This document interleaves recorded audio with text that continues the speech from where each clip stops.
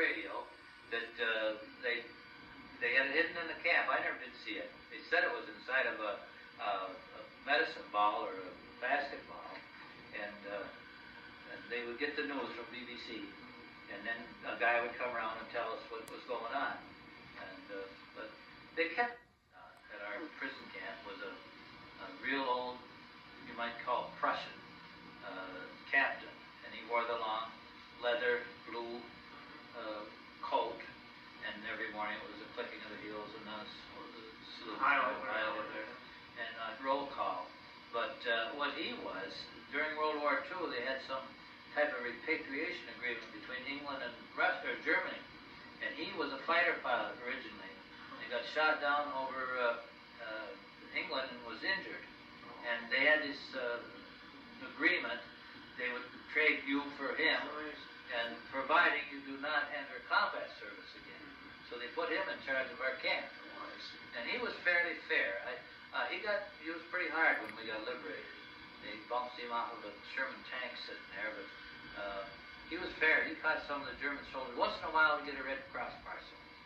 It was a box about a foot square, maybe 4 or 5 inches deep, and it'd have 6 packs of cigarettes. That was our trade thing, medium of trade during the prison camp. Everything was worth so many cigarettes. Oh, yeah. And then there was some hard chocolate in there, and there was, as I remember, there was some instant coffee, as we call it today, and some can of cheese, can of pros or raisins, or a box, and that would get sometimes be 1 for 4 people. And this was like Christmas to us every time we got one of those. Yeah. And but he caught some of them stealing it, which they were short of food too, the Germans. Oh, yeah. And he remonstrated with them. But one of the funniest things that happened during the encampment or imprisonment was they had Russian soldiers. Like I said, our barracks were all about 3 feet off the ground, so they let big German police dogs out at night to wander around there and make sure nobody. And they dug test holes to show you it was built on a swamp, that the water level was about a foot below the ground level. So consequently, the outside toilet they had to dig down and put a cement box in it, as I call it. It was like a 40-holer. And of course, every once in a while, they'd have to empty that. So the Russians would come in with a horse-drawn, a big tank, like a 1,000-gallon tank. And on the side of it, it had a big lid on top, about that big around. And on the side of it, they had a jet, and you pumped some kind of fluid in there, and it lit. And and it scared you. You never got used to the sound, because it was like a flat burst. This would bam, and the fire would flash over. Well, it was about 20 below one morning. These 4 Russians come in. They didn't have shoes. They had rags tied around their feet. And we'd sneak them a cigarette or something, whatever we could. And they had V2 printed on the top. Big old whitewashed letters. Yeah. And the poor bugger stood there one day and he pumped that, and he pumped that, and he pumped it. And he lighted it on that. Pump, light it on that. All of a sudden, the most horrendous noise you ever heard, and the sides crinkled in on like that. Click, click, click. We stood there and watched it. And then Rusky stood there and laughed like the devil. But they didn't last long, because the same wagon they hauled our bread in come in, and they had to pull it out with buckets and throw it in this one. That's one of the. Oh, they had to carry a Messerschmitt until it got over the target, and it released it. So that the range. How many days were you captive, Jim? I was 9 months. 9 months? Well, August the 7th till April the 28th, I think it was. The Americans liberated you, though. Yeah. They were American troops. Yeah. We run into the American troops. Where was you at when you run into? What was the name of the town? Bitterfeld, Germany. It's central Germany.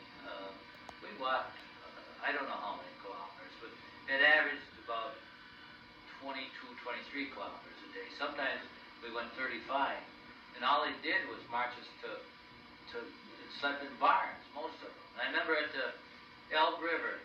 The Elbe River, yeah. Torgau? Yeah. Okay, there was a pontoon bridge across that. And we went across that, and there was young boys, German boys, fuzzy-faced kids, 12, 13, 14 years old, carrying these bazookas across that pontoon bridge I think that's where the Americans and the Russians joined up the Elbe River. Yeah, but we slept in a barn that night, and the barn was nowhere near as big enough, and all they did was the German soldiers made a ring, and they put their bayonets on, and they walked toward us. We all got in that barn. We slept sitting down. Oh, yeah. And there was a bunch of SS come, and well, that's the first time we saw personally these black-shirted, black uniformed SSs. But they were there. I don't know what for, but they put a scare into us because there were rumors around it. SS was, there was a, Himmler. Yeah, His hatchet. Heinrich Himmler was he was the one that set up at Auschwitz and some of the other camps. And what was the other? Himmler was the head one of it. Yeah. The butcher of Auschwitz. Eichmann. Yeah. Eichmann was They caught him. Yeah, they got him, man. Big piece on his radio. Yeah. You know, they got Werner von Braun, who was ahead of that, and it was how many, 10 years after that before we had anything that would match it, as I remember. He was the top one that we got. Yeah. He's Werner von Braun. He's dead sergeant. Oh, yeah. That was the beginning of it right there. No question about it. It's They had a lot of at Kiefheide, Germany, to go to our prison camp, which was about 2.5 miles away. Had a bunch of young German Marines there, with bayonets. Oh, yeah. And of course, Cobb, he was a stocky. He was a flight engineer, good fellow. I still correspond with him. He was quite heavy, and boy, he had a double time. And we hadn't had much food or anything like that. So these guys got behind him, and they just prick him. He had blood running down his legs into his boots. And me and I think Harry got him under one arm each, and we got into the camp all right. And he still remembers that. He got quite a few. He was heavy. He'd fall behind, and so we finally got hold of him. And, boy, they were mean. They were young. Oh yeah. And I think they knew at that time. See, this was August, September, probably late August of 1944, and the war was turning against the Germans at that time. They knew what was coming. We were pounding them. I mean, like you said, we'd stand there on this forced march, and we'd see those planes going by the hour. Some hundreds of it. It must have made them think that they can't withstand this type of bombardment. We used 1,000-pound bombs. We used incendiaries. We used all different kinds of armaments. Depending on what we would hit, mostly railroad yards, they call it marshalling yards. Marshalling yards. Oil refineries, and anything that produced anything for the war effort, like that buzz bomb fluid and stuff like that. B-2s, buzz bomb. They were something, they're talking about that. The night before we got liberated, we could hear smaller firing and artillery in the distance. In this little town, they had flags flying out all the windows, white flags. We slept right in the streets that night. The next morning, we went through a sandy road through the woods and come out onto a blacktop, a long sweeping curve. Way up ahead of us was a Sherman tank with a black soldier sitting on the tread. We knew we were all Didn't see very many of them. No, we were okay then. So they liberated us, and they fed us. It was on the Mulde River, M-U-L-D-E, in terms of blowing the bridge there. And they had a catwalk across, so we went across that night. And there was a young lieutenant, infantry lieutenant, me and my buddy from Patterson, New Jersey, Bill Herring. We asked him, we just had such a craving for chocolate, I don't know why. They'd laugh, he said, get in the Jeep. So we went downtown, and this town was untouched. Bitterfeld, Germany, because it had some kind of a plant there that would release poison gas. They didn't want to bomb it or anything. So he says, come on. And he parked in front of this beautiful duplex. It was a doctor's home. Everything intact. The China closet. There were some beautiful towns over there. But we didn't go in. Why? Because we were bugs. We had bugs. There were little cooties, fat things that could get in the lining of your shirt. And at night, when we sleep in these barns, we take our shirt off, right? Even though it was colder than the devil, and turn it inside out, try to get to sleep before the bugs got back inside. But anyway, he laughed and he took us down to a brewery, and he looked us over about size-wise, and we took hot showers for the first time in 9 months, and brought us clothes, all the shoes, and they wouldn't get in your feet or in your hair. But and then we went back to his apartment, and we ate crackers with blackberry jam. I'll never forget it. And we got dysentery. We had it all during the march. But anyways, we didn't turn ourselves in for about 10 days, me and my buddy. We drive along. We captured a German Jeep. It was near an airfield. We stayed in barracks that were used by fighter pilot training.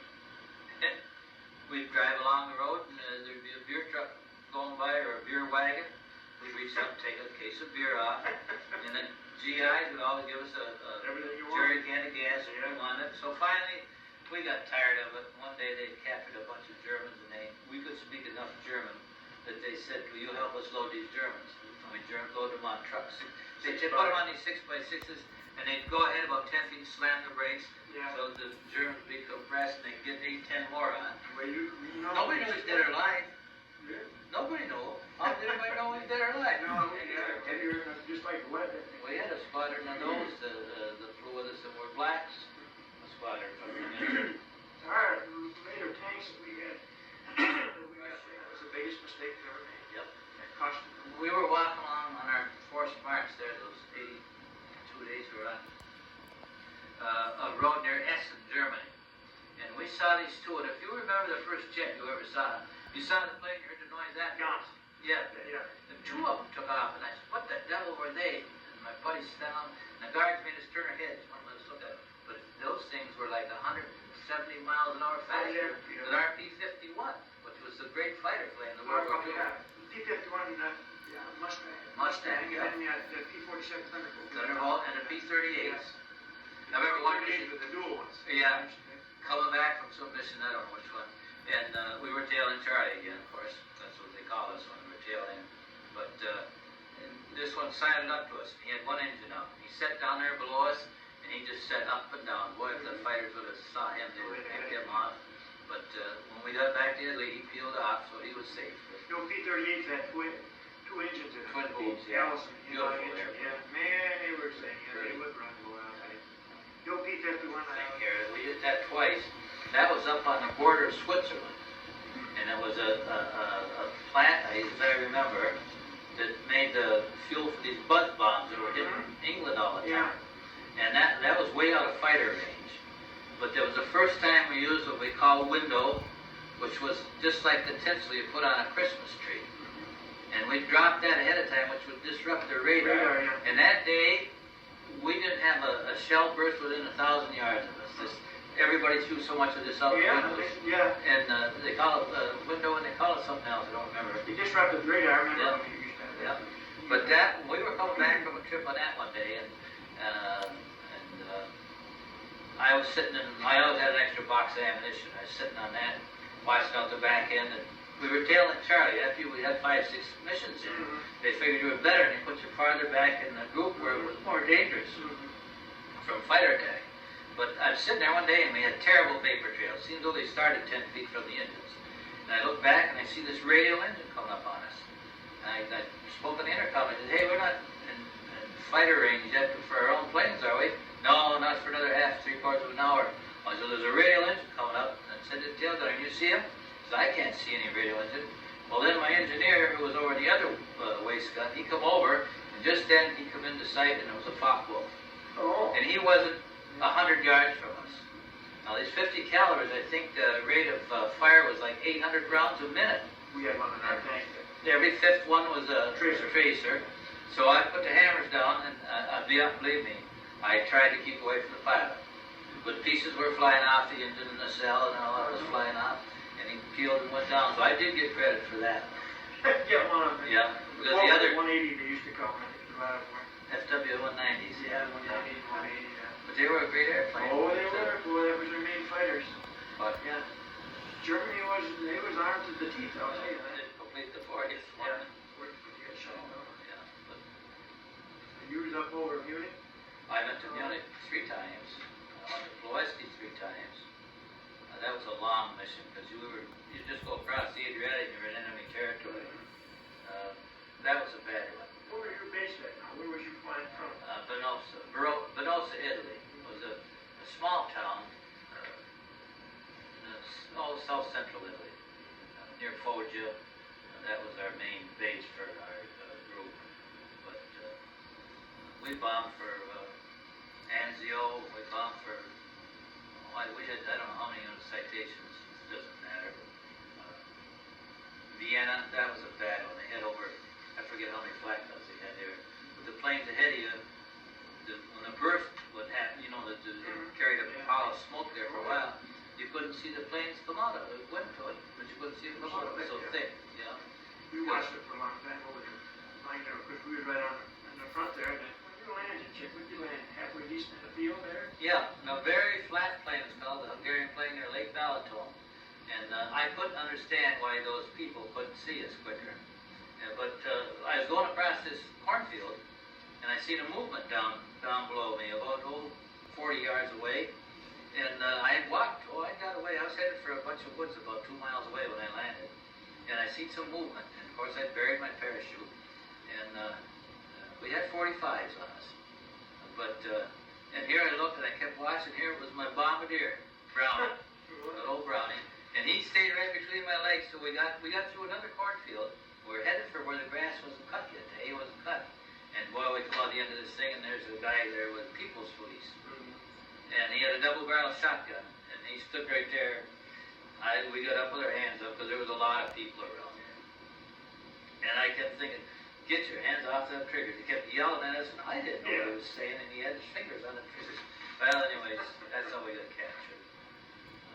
But we were young, and you could take it. We had no ties other than our, my sister was the one I wrote to. We'd be walking along this road. Some days we'd walk 35 kilometers. And the standard question was field kilometers. How many kilometers? We'd ask the guard. And they'd always say 5. But we scrounged in and we couldn't. One day we heard this, the German tractors had big flywheels on the side. Get going good, and then they'd let that flywheel carry it. And they'd come along with a flat bottom or sides on it about 2 feet high, full of potatoes. Of course, this German knew what we were going to do when he drove through there, so he accelerated, and we'd all reach up and he'd always had to have a buddy, because they'd steal your shoes. Your friend would steal your shoes and sell them for half a loaf of bread. But anyway, we'd break off all the potatoes we could, and the other guy would pick up what he could. And one poor bugger got bumped, and I don't know his name. I didn't know it then. And it went over his leg, and the bone was sticking out of it. And you never know what happened to those guys. There was a wagon that picked them up later on, the ones that got sick. And so, but there were so many experiences like that. I know one day the guard says, come on, he picked 2 of us out. And we went to another barn, and we were given for 40 of us the horse's head from the shoulders up. Now, I love horses, you know. But I didn't then. I didn't know much about it. And I had the horse by one ear, my buddy by the other. And that was, we chopped it up. We fought over the little pieces of meat that were all allowed on that horse. But people don't realize. The tail gunner got killed. The co-pilot got hit. The nose gunner got hit. I think that's all that injured on the last mission. I remember bailing out when it set the hydraulic fluid on fire to the tail gunner and blew him right out of the Messerschmitt. I think he got a couple of them, but you can only lean out so far in a slipstream. I couldn't see any. Finally, the guy must have just kept the hammers down, and it blew him right out of the turret, and right into the chest he was hit. And I run forward to the Bombay little door of the catwalk to get the fire extinguisher, and I looked out, and everybody's bailing out. I thought, hey, time for me to go too. You never jumped before, but you're going to jump. Oh no! But see, the engineer had gone forward because the co-pilot was hit, and so I strapped on my chute and just opened the hatch and dumped out, and I was the last one out because I could see all the rest of the guys. One was about maybe 30, 40 feet from the ground, and I could see some other parachutes back beyond that. So I got away for a couple hours and tried to get into, it was haying, they were haying there in the fields.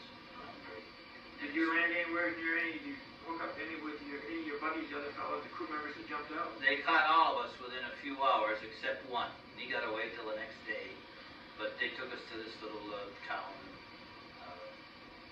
That took us on a Model A Ford pickup, their truck, 1-ton steak, and they burned, they had a burner right at the back of the right-hand cab on the runboard. They started with gasoline, and then they burned wood in it. Charcoal. Wood chips. France has a bunch of them. Yeah. You got a little blower on you? Been in contact with a few of them. Of course, the tail gunner was killed on our last mission, and since then I've heard that the co-pilot died. And other than that, I've been in contact with about 4 of the other members. Yeah. I think it was our battalion. But the tail gunner was a Southerner, the only Southerner on the crew, and we used to kid him, call him 9 Yanks and a jerk every time on the crew. Yeah. But he was a nice little dark guy. Carly Dial was his name. And, his parents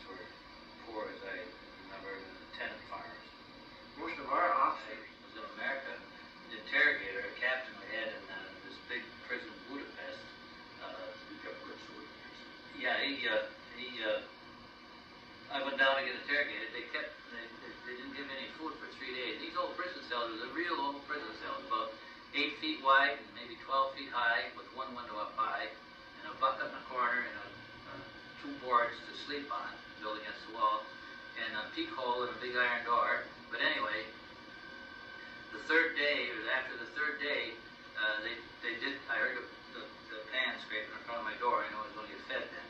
They brought me in a little bowl of, I don't know, real thin stuff and a hard roll. And so I drank that, my tongue was thick. And I stuffed the roll. I heard somebody at the door again. They stuffed the roll down my flying jacket. And they took me down to this captain to be interrogated. He says, I would tell him anything, only my name rang through him. He says, we don't need any information from you now. I guess because I was the youngest is why he did that. They kept me from having any food for 3 days. You was about the youngest one of your bunch. Yeah, I looked young. I was 19. But anyway, he used to be a Singer sewing machine salesman in America. He described my engineer's house on Port Washington. He described it, and his wife, and his sister, and his dog. But then, when the war broke out, he went back to The German guard, he was over to do that. Yeah, he was the head of that prison. He was the captain. And well, in the end, I think I weighed 108 or 9 pounds when I got out. I weighed 160 when I was shot down. It was an experience, and a good thing we were young. The weather was colder than this. Oh, I know. We slept in barns. And we had about 10 inches of snow in we did. And stayed in barns and fields in the coldest winter on record at that time. It was during the Battle of the Yeah. Bulge. Oh, that was a blizzard. You know, Oh, it was a blizzard. But the one good thing happened to me, there was a little old man, he must have been, I'm 70, he must have been 70 then, that always took a liking to me, a guard. And he helped me. I mean, they had trench silos. We used to take a break along the road, and we'd dig into these and get some kohlrabies or potatoes and put it inside of our shirt. That's something he didn't like. But he helped me a lot. And in fact, the day we were liberated, I turned to him and I saw them breaking. It was 1,500 of us, I think. They got liberated at the same time. I turned to him and I said, "Pistola," handed it to me, a brand new bread. I still have it. Yeah. And I shook hands with him. Because he didn't have anything to do with it. But how old was he? I'd say he was about 70 at that time. Yeah, that's what I had done him for some. Heavy fighter cover, enemy fighters, and they hit us hard, set the wing on fire, and killed the tail gunner, and we bailed out. You did? You know. So What was you, gunner? I was radio operator gunner. And radio operators and gunners, they put, and the flight engineers, which might have to leave their position, were putting in waist turret or waist guns, where there's only a single gun. But we had a lot of action. In other words, you're not a parachute jumper, but you belong to that day you made We parachute. jumped out. Yeah. It wasn't on the first that you jumped out on that day. But then we were taken to Budapest, as I said, and then up to a long freight ride on those 40 and 8s. They packed 50 of us into one of those box cars, and a lot of them were sick. But anyway, when we got to their camp, there was no food to speak of. We slept in barracks. There was 26 of us to a room about 14 by 20, with bunks on the side, straw mattresses. Our biggest problem was no food. Yeah. Our biggest problem. Now, was you hit the shrapnel there? No, I got hit on a previous mission. In the Oh, you shoulder. did? Yeah. I put my name down as willing to fly anytime, and they called me one morning, and I flew with a bunch of high-ranking people in a brand new airplane. We got 500 some holes in it. And I got hit in the shoulder. Nothing serious. We didn't have so many liberators from London over to Europe. No. Most of them there were B-17s. Yep. I have the pictures of them where they came across there while we were in Edinburgh during the Battle of the Bulge. That We're in the 15th Air Force in Italy. Italy. Yeah. Okay. How many missions did you have, Jim? 40. 40. Got shot down on the 40th mission. Did you? Yeah. Where'd you land at? In Hungary. And I got captured after a couple hours. And every town there had a burgomeister, and they took us there. And then they took us on a Model A Ford truck to a police station. And then as it progressed, we